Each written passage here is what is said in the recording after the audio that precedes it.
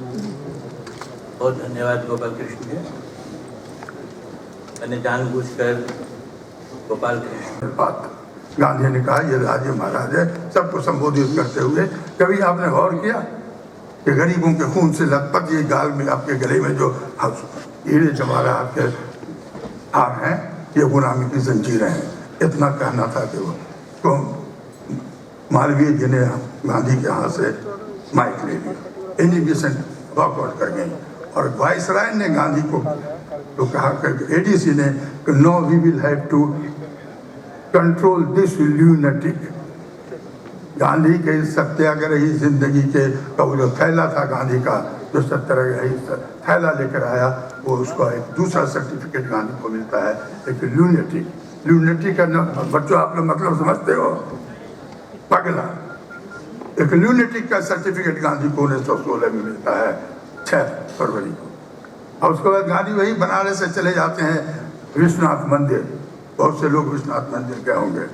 विश्वनाथ मंदिर जब गांधी जाते हैं, दर्शन करते हैं शिव जी का, और एक चौनी देते हैं पुजारी जी को। पुजारी ने चौनी फेंक दिया, क्या एक चौनी, अरे 100 रुपया तुमको देना है। गांधी ने वो चौनी उठा के जेब में रख ली, कहा कि वो चौनी भी नहीं देंगे। तो कहा कि चौनी भी नहीं देगा। उन्होंने कहा कि नहीं, कहा कि तब तो तुम नरक में जाएगा। गांधी कहा कि नरक भी इससे अच्छी जगह होगी,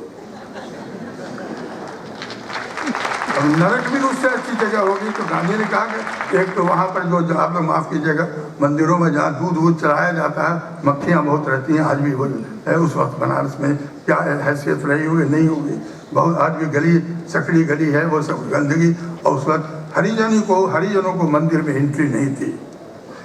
अब गांधी 48-39 वर्ष का गांधी है, ज़्यादा उम्र नहीं है। उसने कहा कि नरक भी बहुत अच्छी जगह होगी, क्योंकि यहाँ तो मंदिर में एक हरिजनों को मंदिर माने नहीं दिया जा रहा था, तो नरक बेहतर जगह है। तो वो सत्याग्रही के उनके थैले में एक दूसरा सर्टिफिकेट आया, नरक कहीं जाने का सर्टिफिकेट गांधी को मिल जाता है। और उसके बाद जब चंपारण आता है, गांधी लखनऊ कांग्रेस में आप लोग सब जानते हैं, अभी राजकुमार शुक्ल की बात हो गई। वो एक समर्पित किसान, समर्पित जिसको कहते हैं, जिसको कहा था कि एक आदमी, जो बाद में बहुत साइंटिस्ट लोगों ने भी कहा, एक समर्पित आदमी का ग्रुप हो जाए तो दुनिया को उलट पिलट किया जा सकता है। गांधी को समर्पित लोग कुछ मिले, आज़ादी मिल गई। और उसके बाद जब लोग धोखा देने लगे तो गांधी अकेला रह गया, अब वो शहीद हो गया। तो वो समर्पित किसान गांधी के पीछे लगता है। बात होती है, गांधी समझ गया, गांधी इम्तहान ले रहा था। ऐसी बात नहीं थी कि गांधी को आदमी की पहचान नहीं थी। प्यारे के उसने कहा, गांधी कानपुर जाते हैं, वहाँ से अहमदाबाद जाते हैं, वो आदमी पीछे पीछे लगा चला जा रहा है। अहमदाबाद गए, वहाँ से कलकत्ता गए, वो भी आदमी पीछे लगा हुआ है, पीछे लगा हुआ। गांधी समझ गया कि ये आदमी समर्पित है। गांधी आदमी की परख थी उसके अंदर ऐसी बात नहीं थी कि वो ये था, परख थी। वो भी आदमी तो लंदन का पढ़ा हुआ था, ऐसे थोड़े किया था। लंदन का पढ़ा हुआ था, लंदन में बड़ी इम्तहान से वो आदमी गुजरा हुआ था। लंदन का पढ़ा हुआ आदमी जब देखा कि ये आदमी है, इस पर आता है। अब ये देखिए, फिर गांधी के एक सत्याग्रही उस थैले में एक और सर्टिफिकेट मिले। वो जब कृपलानी जी के यहाँ उनको बिहार की समाजी राजेंद्र बाबू के मकान पर जाते हैं 10 तारीख को, आज का दिन सुबह में गाँव पहुँचते हैं, राजेंद्र बाबू हैं नहीं। उनके नौकरों ने जो उनके साथ व्यवहार किया, गांधी को बिहार का परिचय होगा। उनको टॉयलेट इस्तेमाल नहीं करने दिया, बाल्टी इस्तेमाल नहीं करने दिया गया।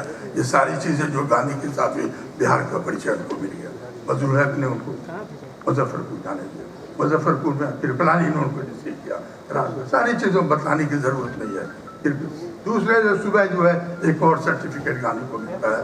जब कृपलानी जी रिजाइन कर चुके थे, एक्सेप्ट नहीं हुआ था, मालकानी साहब के साथ ठहरे हुए थे।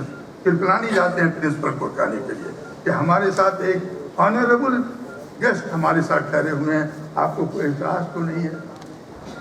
तो ऑस्टिन जो था, ऑस्टिन स्मिथ जो प्रिंसिपल था वहाँ, उसने कहा कौन गेस्ट है आप? उन्होंने कहा कि M.K. Gandhi. That Gandhi of South Africa, जो रिलेटिव। कृपलानी कहा कि no Mister Smith, he is a man of honour, उसको तो कैसर हिंद, फिर मलका विक्टोरिया ने कैसर हिंद ये दिया है, किताब से नहीं ये किया, नोटेरियस कैसे हो सकता है? उनका ऑस्ट्रेलिया करने उन्होंने इनको हटाइए यहाँ। तब फिर गया बाबू के यहाँ जाते हैं, और गया बाबू के यहाँ का 2 दिन का एक्सपीरियंस वो गांधी का चंपारण का हीरो बनाने वाला है। वो जितनी बात कमिश्नर से मिलना, उनसे मिलना, जहाँ कमिश्नर ने क्या गालियाँ दी होंगी आप लोग तसव्वुर कर सकते हैं। चंपारण जाना सिलसिला शुरू होता है। तो वो गांधी जो है कौन व्यक्ति था, कैसे व्यक्तित्व की होती है। और गांधी वहाँ जो आया और 3 दिन के अंदर जो पूरी दुनिया ने देखा कि कैसी सत्याग्रह हुई बिहार में। वहाँ का कलेक्टर गांधी को कहता है 18 को जिसको ट्रायल होता है आप कंट्रोल कीजिए, हमसे नहीं होने वाला है बिहार का। और उस वक्त कंट्रोल का यह मतलब नहीं था, आज की व्यवस्था नहीं थी। वो जो SDO और कलेक्टर उस बिल को वायसराय को इंटरवीन करना पड़ा, केस वापस लेना पड़ा, अंग्रेज ने एक्ट बना चंपारण के। तो उस व्यक्ति के बारे में हम लोग विचार कर रहे हैं। नीतीश जी आपने 100 वर्ष के बाद फाइल का उस पर से मिट्टी हटाई है, उसकी सफाई की है, उसको जो है जीवित रखिए। और मैं समझता हूँ कि जो लोग आगे बढ़ेंगे, नई नस्ल, चंपारण एक बर्निंग इश्यूज है जो जिसके ऊपर हम बिहारियों को इसके ऊपर गर्व है, और हम बिहारी लोग पीछे नहीं हटते हैं। और कबीर के साथ बात है, जो गांधी के साथ चलने की जो बात होती है वो आसान बात नहीं। इन शब्दों के साथ मैं आप लोग का आभारी हूँ।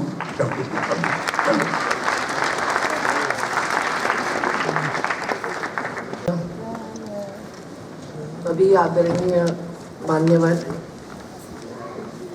आदरणीय गोपाल कृष्ण गांधी जी, जिन्हें बहुत गरिमा के साथ राज्यपाल की सही भूमिका संवैधानिक चौखट में और फिर भी उसके पार जाकर निभाते हुए पश्चिम बंगाल में मैंने देखा।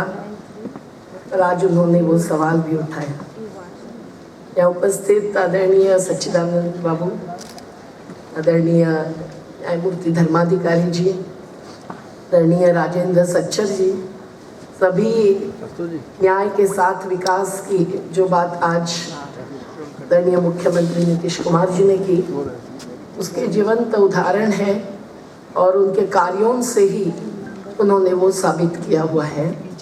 और यहाँ उपस्थित रजा अहमद जी, जिन्होंने अभी जीवंत अनुभवों के आधार पर अपने बयान दिया, कुमार प्रशांत जी, सुब्बा राव जी आदरणीय, जो अभी प्रार्थना के रूप में एक ऐलान आपके सामने पेश कर, और यहाँ उपस्थित बहुत सारे वरिष्ठ कार्यकर्ता, में उसमें नाम किसका लूँ किसका नहीं लूँ, एक महिला की बात होती है वैसे हुआ है। लेकिन आज बहुत महत्व के मोड़ पर जब देश खड़ा है, न केवल बिहार, तब इस बिहार की धरती पर ये विमर्श होना बहुत बड़ी बात है। कंसेंट या सहमति तो अभी भूल ही गए हैं लोग, कंसल्टेशन, विमर्श भी अब भूलना पड़ रहा है, भुलाया जा रहा है।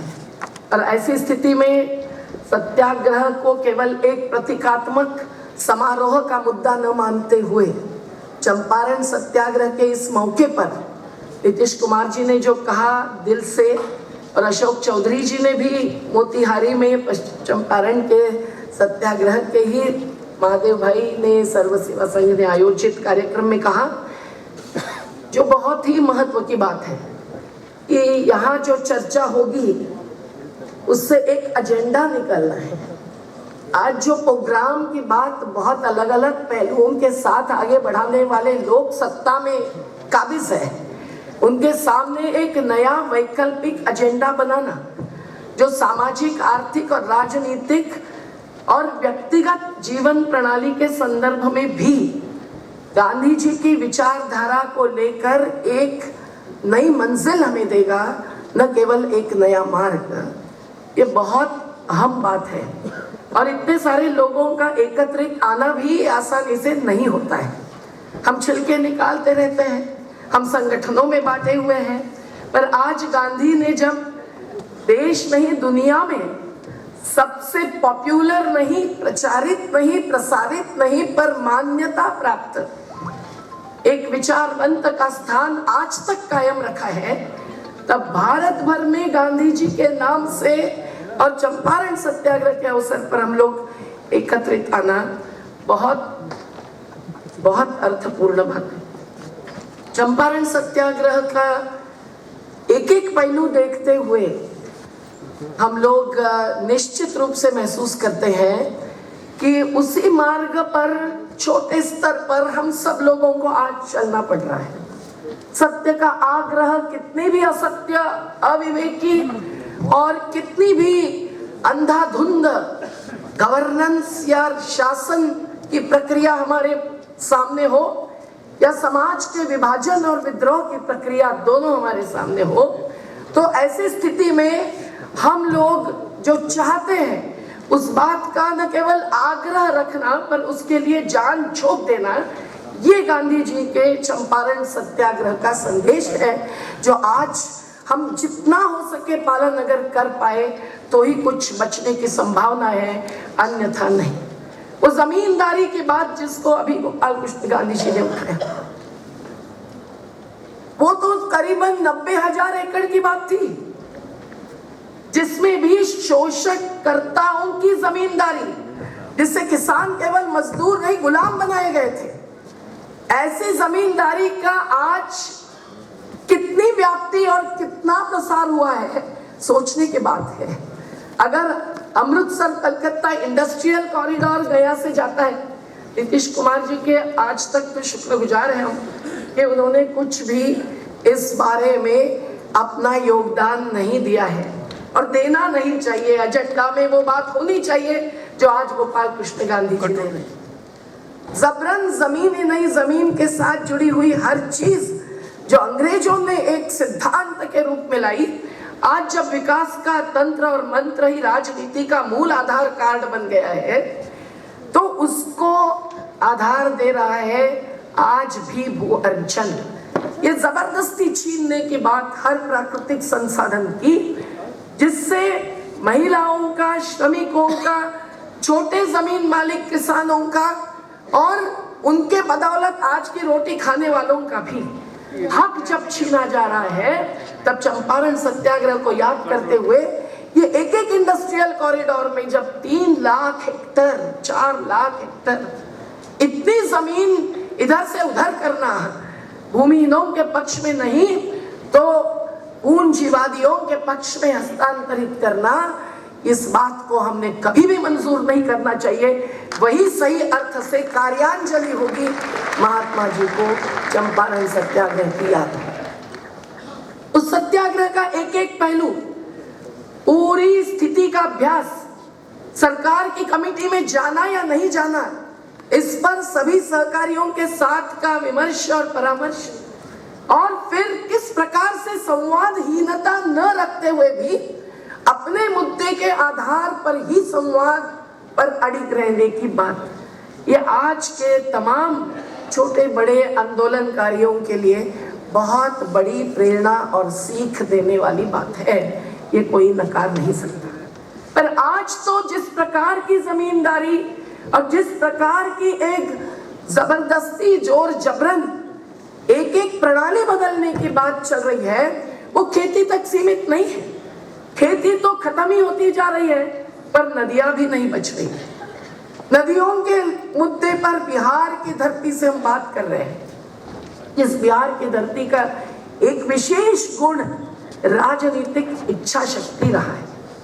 वो चाहे गांधी जी की हो, चाहे जयप्रकाश जी की, चाहे लोहिया की, और उस राजनीतिक इच्छा शक्ति के तहत आज जिन जिन मुद्दों पर नीतीश कुमार जी की सरकार, लालू प्रसाद जी की सरकार या तेजस्वी यादव जी भी उप मुख्यमंत्री युवा बैठे हैं, इन सब में मिलकर जो भी हासिल किया है पिछले चुनाव में, उससे आगे जाकर एजेंडा बनाने की बात अगर की है, फराक्का तक सवाल उठाया है, तो हम सही में उनके आभारी हैं, क्योंकि इतनी भी हिम्मत आज नहीं दिखाई दे रही है राजनेताओं में। एक एक नदी, यमुना खत्म हो गई, गंगा खत्म हो गई, अब उसको इंसान माने, ये हाईकोर्ट कह रहे हैं, पर वो भी इस अधोरेखित वाक्य के साथ कि गंगा हिंदुओं की नदी है, उनके संस्कृति का आधार है। पढ़िए नैनीताल हाई कोर्ट का जजमेंट। जो नदियां अपना पूरा योगदान इंसानों के लिए जात पात पंथ प्रांत धर्म के लिंग भेद के पार बटोरती गई, उन नदियों को भी बचाने के लिए क्या अब कहना पड़ेगा नदियां न पिए कभी अपना जल, वृक्ष न खाए कभी अपना फल? इस सवाल का जवाब अगर बिहार के राजनीतिक ताकत और इच्छा शक्ति जो शराबबंदी पर दिखाई है, उसके बारे में बहुत बातें हुई है, हमने भी बहुत जगह देश भर बात की है, नशा मुक्त भारत आंदोलन शुरू ही कर दिया है, पर वही इच्छा शक्ति अब समय आया है कि दहेज प्रथा और इन तमाम मुद्दों के साथ इस प्राकृतिक संसाधनों के साथ होने वाले विकास की सही सत्य अवधारणा के ऊपर भी अगर बिहार से निकलती है और उठती है, तो नीतीश कुमार जी आपके प्रति सही में इस देश के न केवल आत्महत्या के लिए मजबूर किए जा रहे किसान, बल्कि तमाम श्रमिक और इस देश का वो हर तबका जो आज तक प्राकृतिक और श्रम की पूंजी पर ही जीवित है, जो आज तक काफी हद तक कैशलेस है, डिमोनेटाइज्ड है, जिसको ही पिरोसा जा रहा है डिमोनेटाइजेशन के नाम पर, वो सब आपके प्रति शुक्रिया अदा करेगा। जन आंदोलनों के समन्वय की हमारी यही बात है कि अगर एजेंडा बनाना है चंपारण सत्याग्रह से मिली हुई प्रेरणा के आधार पर, तो बहुत सारे मुद्दे हैं। जैसे शराबबंदी का मुद्दा महिलाओं से आया, महिलाओं से ही मुद्दा आ रहा है तमाम जल जंगल जमीन पर गांव के प्रथम अधिकार का, जिसके साथ उसकी रोजी रोटी जुड़ी हुई है। वो संसाधन अगर गांव के और परिवार के हाथ में अधिकार के साथ रहेंगे तो ही ना कुछ बचेगी रोजी रोटी भी और महिलाओं का आर्थिक सामाजिक अवकाश भी। जो पंचायत राज के तहत 33 या 50% जगह देने पर भी महिलाओं का नहीं मिलता, ऐसी एक आजादी उस स्तर पर महिलाओं की आज तक बनी रही, जो आदिवासियों में, दलितों में, हर श्रमिकों में बनी रही, कृषकों में ही नहीं कारीगरों में बनी रही, वो छीनी जा रही है। और इसीलिए कौन सा राष्ट्र और कौन सी आजादी केवल विद्यार्थियों ने नहीं, देश के 93% से ज्यादा श्रमिकों ने उठाई हुई जब ये बात है। अगर बिहार से ये एजेंडा देश के लिए निकलता है तो निश्चित रूप से एक बड़ा परिवर्तन, विकास के नाम पर चल रही अंधाधुंध राजनीति जिसमें नीति भी नहीं है, उसको बदलने में निश्चित रूप से कामयाब होगा। मुद्दा वो भी है गैर बराबरी का। गांधी जी ने वो मेरे सपनों का भारत है, गांधी जी ने समाजवाद और साम्यवाद को भी जोड़कर बात रखी हुई थी, क्योंकि गैर बराबरी के खिलाफ जो राजनीतिक तत्वज्ञान है उसको जोड़ना जरूरी है और उसका एक कुछ मूलाधार समान निकालना जरूरी है। इसके बारे में उनकी स्पष्टता थी। वो समता, वो न्याय, वो समाजवाद जो देर से सही पर संविधान में ढाला गया, उसके हम पाइक हैं।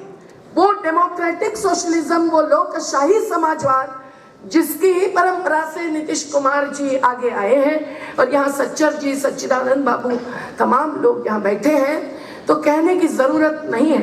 पर गांधी जी ने उसके बारे में भी जो कहा था, समाजवाद तक पहुंचने के लिए हम एक दूसरे की तरफ ताकते न बैठे, तब जब तक सारे लोग समाजवादी न बन जाए तब तक हम कोई हलचल न करें, अपने जीवन में कोई फेरफार न करके हम भाषण देते रहे, पार्टियां बनाते रहे और बाज पक्षी की तरह जहां शिकार मिल जाए वहां उस पर टूट पड़े, यह समाजवाद हरगिज नहीं है। उन्होंने कहा था कि मैं पक्का कम्युनिस्ट होने का दावा करता हूँ, वगैरह वगैरह। मैं अभी समय का तकादा है, लेकिन गांधी जी की इतनी स्पष्ट विचारधारा जिसके आधार पर आज की परिस्थिति में तो हमने गांधी जी के साथ ही बाबा साहब को, भगत सिंह को, लोहिया, पेरियार, जयप्रकाश को, महात्मा फुले को जोड़कर भी एक व्यापक विचारधारा ही नहीं, व्यापक एजेंडा बनाना संभव है। उसकी एक शुरुआत इस ज्ञान भवन से अगर की है, हुई है और होने वाली है, ऐसा मेरा विश्वास है, तो बहुत लंबी यात्रा तय करना हमने शुरू किया है, ये मानने में कोई हिचकिचाहट मेरे मन में नहीं होती है। जैसे एक एक बात पर मंजिल तक पहुंचाने के लिए जो जीवटता चाहिए वो बिहारियों में है। हमारे मुंबई के बस्तियों में जो बिहारी महिलाएं हैं अपने कुछ दिनों के बच्चे को लेकर रैलियों में शामिल होती है, घर बचाओ घर बनाओ कहते हुए हजारों की तादाद। भले उन्होंने चुनाव में हमें को वोट नहीं भी दिया हो, क्योंकि उसमें मुशायरा की जरूरत होती है और क्या ना क्या जरूरी होता है। बिहारियों में भी बहुत सारा विभाजन है, बंबई के बस्ती तक पहुंचता है।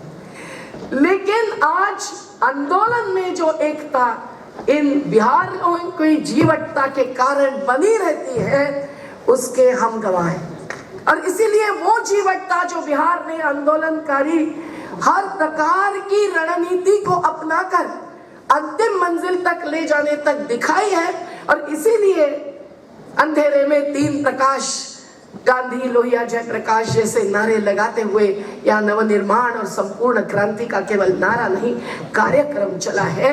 आज फिर से वही संपूर्ण क्रांति की बात, वही सप्त क्रांति की बात, वही समाज की गैर बराबरी, अन्याय, अत्याचार मिटाने की बात जो न्यायमूर्ति धर्माधिकारी जी ने कही, वो बात अगर इस एजेंडा से निकलनी है तो मुद्दे ही मुद्दे हैं। बस नीतीश बाबू तय करें कि इस 6 महीने में ये मुद्दा और दूसरे 6 महीने में दूसरा मुद्दा। हमारे जन आंदोलनों के, आपके पुराने छात्र युवा संघर्ष वाहिनी के बहुत ही बुजुर्ग, अनुभवी, कटिबद्ध साथी यहाँ बैठे। बेटिया में पंकज भाई लड़ रहे हैं भूमि अधिकार के लिए।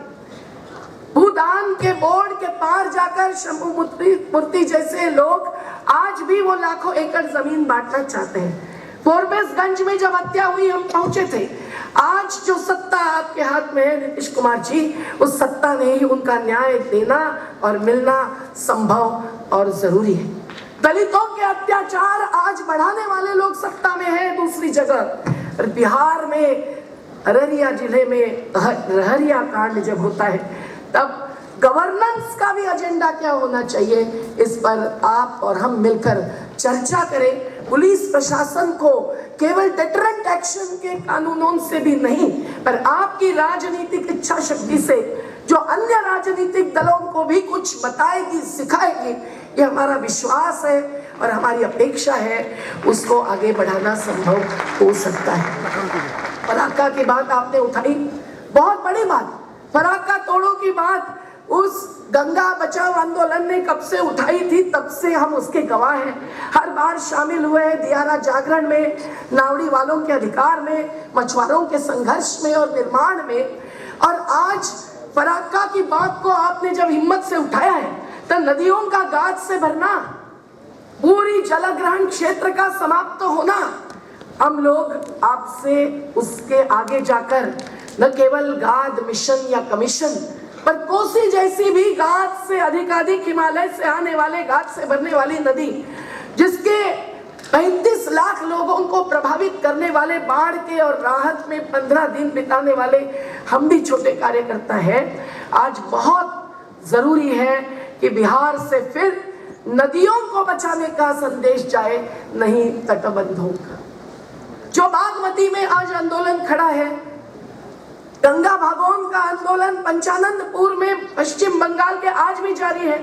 तो ये जल नियोजन की बात एजेंडा में अगर केवल जमीन के उपयोग का नियोजन, जैसे खेती को छोड़कर उद्योगों को जमीन देने की बात, वो ही नहीं तो जल नियोजन की बात भी अगर समाविष्ट हो जाए, तो विकल्प देने वाले लोग यहाँ बैठे हुए हैं और बस उसका अमल करना है। वो शिवराज सिंह जी की फेक नर्मदा सेवा यात्रा ये विकल्प देने वाली बात नहीं है। ये नमामि नर्मदे, नमामि गंगे, नमामि ब्रह्मपुत्रे करने वाले राजनेता आज नदियों को समाप्त करने के लिए, कारपेट बिछाने के लिए यात्रा करते हैं और दलाई लामा से लेकर हमारे साथी कार्यकर्ताओं को भी कहीं कहीं से ढूंढ कर देश भर के लाते हैं। ये बिल्कुल शर्मजनक बात है। हम सब लोगों ने अगर सही वैकल्पिक एजेंडा तय करेंगे, विकेंद्रित नियोजन का, लोक शक्ति और लोक सहभागिता के आधार पर, ग्राम सभा लोकसभा से ऊंची है, इस जनतांत्रिक आधार पर, तो फिर बात ही बदल जाएगी। और जैसे शराबबंदी भी गुजरात में कानून है पर होम डिलीवरी चलती, बिहार में ऐसा नहीं हो। ये हमारी अपेक्षा है। आपने झंडी दिखाई है नशा मुक्त भारत आंदोलन को नर्मदा के किनारे आकर, और कल उसका परसों नागपुर में दीक्षा भूमि के पास ही बड़ा राष्ट्रीय सम्मेलन है। तो निश्चित रूप से गुजरात को आपने अपनी ताकत, राजनीतिक इच्छा शक्ति के दिखाकर फिर कानून जन जागरण के साथ साथ आगे बढ़ाया है। यही बात हम लोग हर मुद्दे पर चाहते हैं, केवल डिफरेंट एक्शन और कानून नहीं, पर एक ऐसा गवर्नेंस, ऐसा शासन प्रशासन जो सही में लोकतांत्रिक साबित होगा। उसके लिए ऊर्जा नीति की बात हो, उसके लिए शहर के गरीब बस्तियों को न उजाड़ते हुए गृह निर्माण की बात हो, प्राकृतिक संसाधनों को मर्यादा में इस्तेमाल करते हुए सही जीवन प्रणाली, जिसके ही कारण मेरा जीवन मेरा संदेश है। ये गांधी जी की बात को आज भी हम लोग प्रणाम करते हैं, उसके सामने झुकते हैं। और आज यहाँ अगर कोई महात्मा नहीं है तो इसीलिए क्योंकि हमारे खुद के जीवनों में भी बहुत सारे समन्वय समझौते हैं। तो इसीलिए ये व्यक्ति से समष्टि तक की बात, ये दृष्टि से सृष्टि तक की बात जो गांधी की व्यापक विचारधारा के चौखट में है, और उसकी पूरक बात कहीं बाबा साहब की है, महाड़ चौधार तालाब पर भी दलितों के अधिकार की है। नहीं तो ग्राम सभा के अंदर अगर दलितों को भूला जाए, महिलाओं को भूला जाए, तो फिर वो सही न स्वराज्य होगा, न आज़ादी होगी, न उससे समता या समृद्धि भी सही अर्थ से आएगी। तो ये तमाम बातों को आगे ले जाना बहुत ज़रूरी है, और इसीलिए ये संवाद बहुत महत्वपूर्ण है। गवर्नेंस में संवाद का महत्व गांधी जी के अलावा और किसने सिखाया, जो संविधान में भी कहीं ना कहीं परिवर्तित है, क्योंकि वो भले किसी राजनीतिक पद पर नहीं रहे, भले कॉन्स्टिट्यूएंट असेंबली का हिस्सा न रहे, लेकिन उनकी बातों का जो प्रभाव था, आज जैसे हम चाहते हैं कि जन आंदोलन जो निर्दलीय या संसद बाह्य राजनीति का हिस्सा बनकर भी अपना प्रभाव संसद के अंदर तक पहुंचाए, वैसा ही गांधी जी का संदेश था उनके सारे सत्याग्रह आंदोलनों की रणनीति से। और अगर ये प्रभाव बना के रखना है तो मुझे लगता है कि हमारे एजेंडा में आज के राजनेता और जन आंदोलनों के बीच, सर्वमान्य नागरिकों के बीच, जिन्होंने एक एक क्षेत्र में कुछ विकल्प की बात आगे बढ़ाई है और कुछ कार्य किया है, न केवल सोच रखी है, न केवल प्रस्ताव पारित किए हैं, ऐसे लोगों के और आपके बीच में संवाद ये एक ही विमर्श तक नहीं बचा रहे, और हर महीने बिहार के स्तर पर हो, पर हर 6 महीने कम से कम हम सब के स्तर पर होता जाए, इतनी आज गंभीर स्थिति है। सब लोग जानते हैं कि एकता जो भी भ्रमित करते हुए उनका आगे बढ़ना हुआ है, उससे आज हम लोग सद्भाव की प्रार्थना या सद्भावना के आधार पर राजनीति करने वाले, सर्वधर्म समभाव और धर्म निरपेक्षता को मानने वाले नीतीश बाबू जैसे, लालू प्रसाद जी जैसे राजनेताओं की साथ देना चाहते हैं, ये निश्चित है।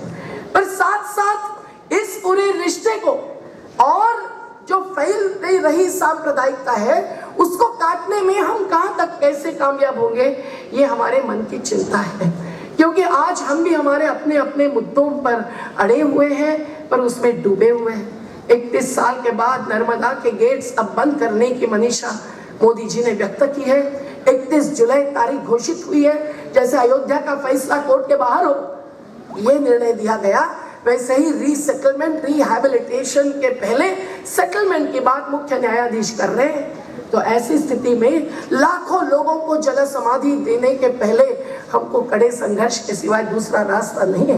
इसलिए हमारे पास समय नहीं है, ताकत मर्यादित है, पर निश्चित रूप से ये जो समन्वय है, सेक्युलर धर्मनिरपेक्ष राजनीतिक इच्छा शक्ति और जनशक्ति, जन आंदोलनों की परिवर्तनकारी शक्ति, इसके बीच में जिसका बहुत अच्छा उदाहरण एक एक परिवर्तनकारी आंदोलन में अगर कहीं दिखाने दिया है तो बिहार की धरती ने दिखाया दिया है।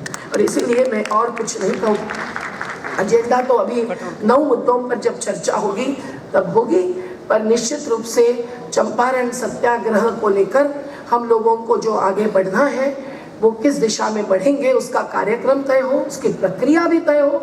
कुछ एक हल्की फुल्की संरचना भी तय हो, जो हम लोग कई सारे दलों को बताते आए हैं। कांग्रेस थी तब कम से कम चर्चा होती थी, संवाद होता था, आज वो भी खत्म हुआ है। तो आज अगर आपने इसकी शुरुआत करके दिखाई है तो इसको आगे ले जाकर चंपारण सत्याग्रह को नहीं, गांधी जी के विचार पर और तमाम तत्ववेत्ताओं की समता और न्याय की कटिबद्धता पर कुछ हमने भी कार्यांजलि अर्पित की, ये साबित होगा। मैं इतना ही कहकर आपकी नजर आप लोगों का धीरज रहा होगा इतनी देर बैठने के बाद, पता नहीं। मैं अपनी बात आपके सामने रखूँगा, वो आपको के लिए भावुक होगा या वास्तव में उस पर आप ध्यान देता। मुझे लगता है कि महात्मा गांधी का चंपारण आना एक संधि बिंदु है उनके राजनीतिक जिंदगी में।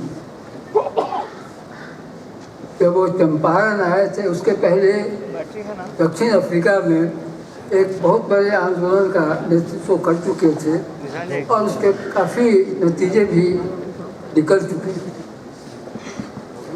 थोड़ा हम लोगों को पर ध्यान देना चाहिए कि दक्षिण अफ्रीका से आए तो कौन सी परंपरा लेकर के आए और किस पृष्ठभूमि में उनको आंकना चाहिए जब भारत में उन्होंने राजनीति में पदार्पण।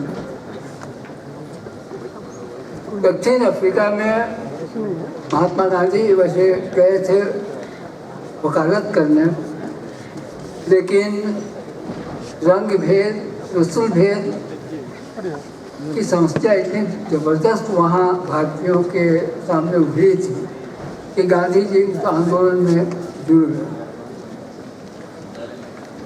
लेकिन उस क्रम में उनके कुछ ऐसे अनुभव हुए कि उनके जीवन में एक बहुत बड़ा परिवर्तन हुआ। एक घटना तो हुई, एक ट्रेन में यात्रा कर रहे थे, उस समय उनके एक मित्र पोलक ने एक पुस्तक उनके हाथ में थी, वो रस्ती की किताब थी टू दिस लास्ट, और गांधी जी ने अपनी जीवनी में उसका वर्णन किया है कि वो करीब 24 घंटे की रेलगाड़ी की यात्रा थी जिसमें उन्होंने उस किताब को पढ़ा।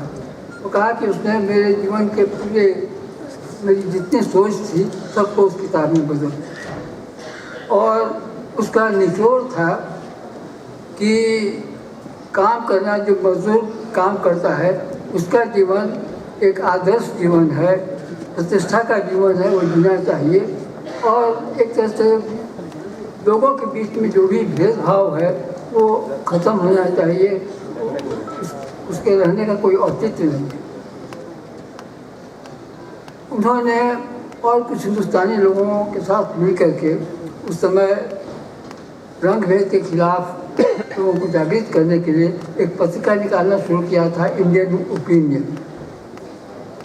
तो इस घटना के बाद उनको लगा कि अब ये शहर, वो शहर से निकल रहा था, वहाँ निकालने की ज़रूरत नहीं है। और एक फिनिक्स फार्म था, एक फार्म था फिनिक्स रेलवे स्टेशन के पास, इसके साथ ये लोग जुड़े हुए थे। तो अपने सहयोगियों को उन्होंने कहा कि अब उस प्रेस को हम लोगों को शहर से ले करके और उस फार्म पर लाना चाहिए और हम सब लोगों को मिल करके उस काम को करना चाहिए। और जितने भी काम करने वाले लोग होंगे उनमें किसी भी तरह का भेदभाव नहीं होगा, सब लोग बराबर सैलरी उससे उठाएंगे उस काम को करने की। और तुरंत वो फिनिक्स फार्म पर आए। तो एक ये समता मूलक विचार की नींव उनके चरित्र में पड़ी। और फिर उन्होंने जो ये रंग भेद के खिलाफ वहाँ के भारतीयों का आंदोलन चलाया, उसमें लगातार इस चीज़ को अपने सामने रखा। फिर इसी से मिलती जुलती और भी ज़्यादा व्यापक एक घटना हुई जब ट्रांसवाल में भारतीयों के खिलाफ जब कुछ टैक्स लागू किया गया कि 3 पाउंड ये किया गया कि कोई भी भारतीय यहाँ रहेगा उसको सरकार को देना पड़ेगा। ये सब जो ये हो रहा था, तो उसके खिलाफ एक आंदोलन शुरू हुआ। और बहुत बहुत बड़ी संख्या में खान के मजदूर और दूसरे लोग जेल में जाने लगे। जब सत्याग्रह का आंदोलन शुरू हुआ तो एक समस्या गांधी जी के सामने और उनके जो सहयोगी थे उनके सामने आई कि सैकड़ों लोग जो जेल में गए उनके परिवार का क्या हुआ, उनका भरण पोषण कैसे हुआ। और उस समय उनके एक जर्मन दोस्त थे, उन्होंने 2100 एकड़ का एक फार्म वो खरीद करके इन लोगों को दे दिया और इन्होंने तय किया कि जितने भी ये सत्याग्रही के परिवार के लोग हैं आ करके उस फार्म पर रहेंगे और एक सामुदायिक जीवन बिताने की एक पहल शुरू की। और ये सारे के सारे लोग गए और जहाँ तक हो सका वहाँ लोगों के रहने का घर मेहनत से लोगों ने उठाया। वहाँ पर बहुत फल वगैरह के पेड़ से खेती की ज़मीन थी, तो सब लोगों ने ये सहयोगी रूप से सब काम करना शुरू किया। सारे लोग मजदूरी करते थे उसमें और घर वगैरह भी लोगों ने कुछ और मिस्त्री का भी सहयोग दिया, लेकिन ज़्यादा से ज़्यादा काम लोगों ने खुद करके। सबसे जो दिलचस्प बात थी और शायद अगर उस तरह की कुछ चीज़ हिंदुस्तान में हुई होती तो बहुत सारी समस्याएं पैदा नहीं, वो ये थी कि जितने जो विभिन्न धर्म के मानने वाले लोग थे सत्याग्रहियों में, उन लोगों का एक सहजीवन शुरू हुआ। उस समय भारतीय लोग जो आंदोलन में थे उनमें हिंदू थे, मुसलमान थे, क्रिश्चियन थे और पारसी थे। तो सवाल हुआ कि यहाँ पर इन लोगों का जो खाना बनेगा वो किस तरह का खाना बनेगा। तो लोगों ने तय किया कि नहीं, उनका कॉमन किचन होगा। हमारे यहाँ ये कॉम्युनल सवाल इतना बड़ा है देश के अंदर और कोई भी उसका समाधान हम नहीं कर पा रहे हैं। लेकिन आश्चर्य की बात है कि दूर दराज अफ्रीका में गांधी जी ने उस समस्या का भी समाधान कर पाया। गांधी जी तैयार थे कि अगर जितने ये अलग अलग धर्म वाले लोग हैं अपना किचन अलग रखना चाहेंगे तो हमको उससे एतराज़ नहीं होगा। उन्होंने ये भी कहा कि जो ईसाई और मुसलमान हैं जो बीफ खाने वाले हैं, अगर वो मुझे लगता है कि मैंने शुरू किया उसके पहले ही समय ख़त्म हो रहा है तो मैं बहुत बात तो नहीं कह पाऊँगा।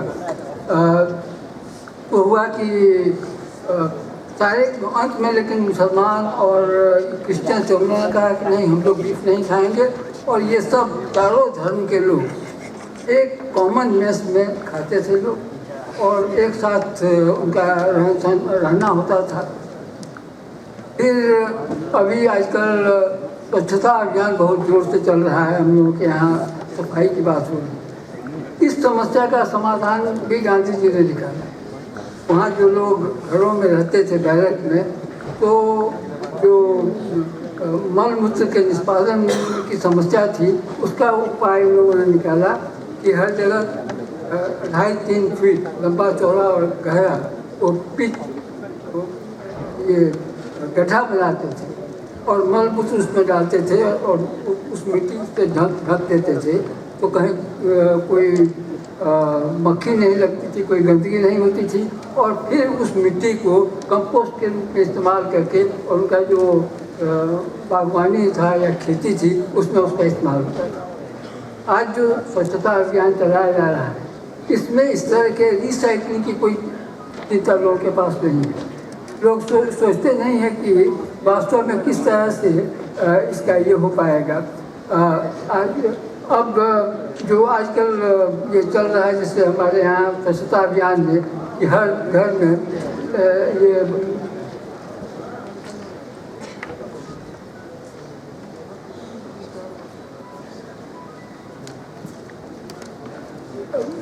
ये